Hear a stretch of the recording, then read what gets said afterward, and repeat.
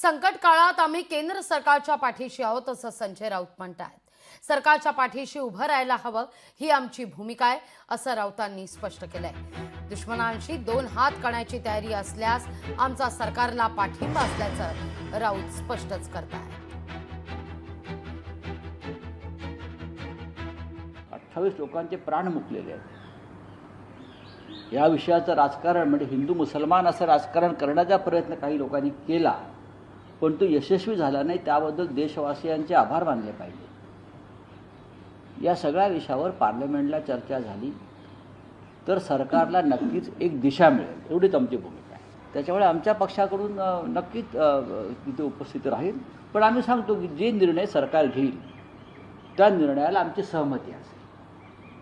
जे निर्णय या काळामध्ये संकटाच्या काळामध्ये सरकार घेणार आहे किंवा घेऊ इच्छिते त्याला एक राष्ट्र म्हणून आमच्या भावना आमच्या संवेदना या सरकारबरोबर आहे। त्याच्यामध्ये कोणते मतभेद असण्याचं कारण नाही। लोकशाही मराठी ऐका, पहा, जागरूक रहा।